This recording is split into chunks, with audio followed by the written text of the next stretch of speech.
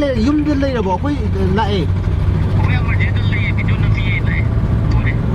Muy the lame again.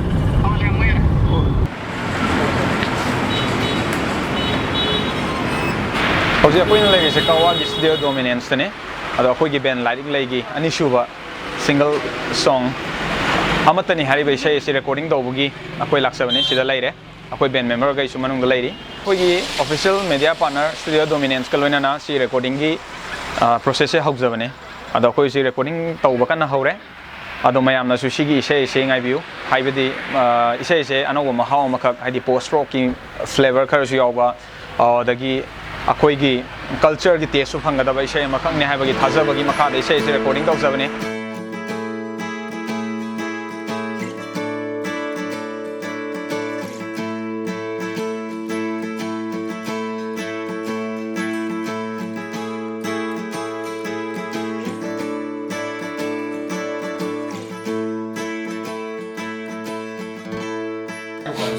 Anina Marini was I said. Shigi and his money, Shigi and his Caneva.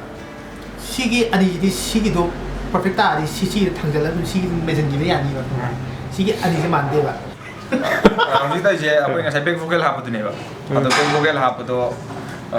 scale, no cannot blame me now. And the Sheshapati Portungam Navinaco. Let me try. I'm going to try to get off slide.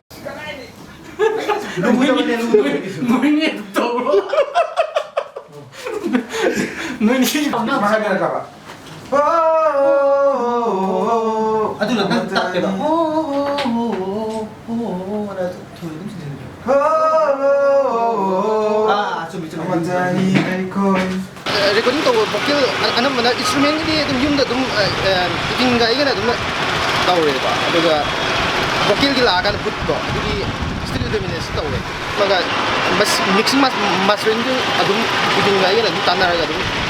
tawre tare aina dum ahin bo dum sema dum yawe ai picking da aina namdaro photo ni da file tanara ga mana dum da dum sema aduna thabak ko me dai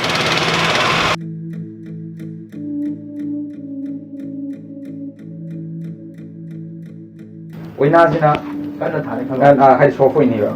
aduga right sina khara action laina thani na ta 1 2 3 4 habam tilake ba 1 2 3 4 habam tilake ba adu nang mamangi tam du tilaka dawa aduga next 1 2 3 4 se si nang aroi bagi tam da hapse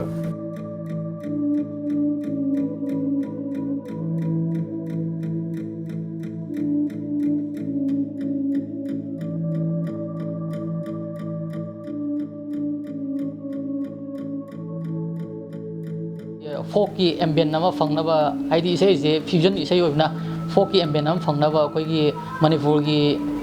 sangnai raba habdi rhythms of manipur da su artist ama oiba akoigi dona haiba akoigi folk artist asi magi part hai tare ko magi folky part asi record tawbagi akoi myam punna ngai minari nongsu kana suri hope you like this.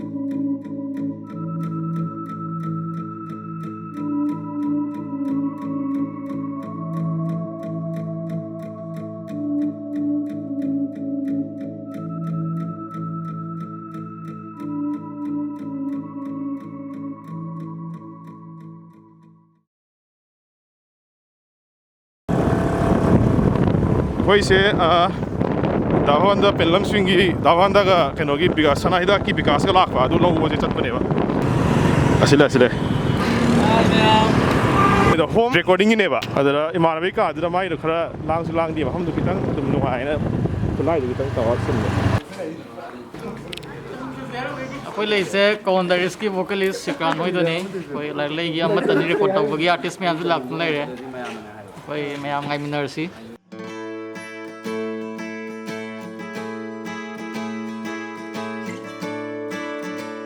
Edwin na mugi Eshei manam ne na tawbagi chorus mapang Thokchom sabina se na hayap ne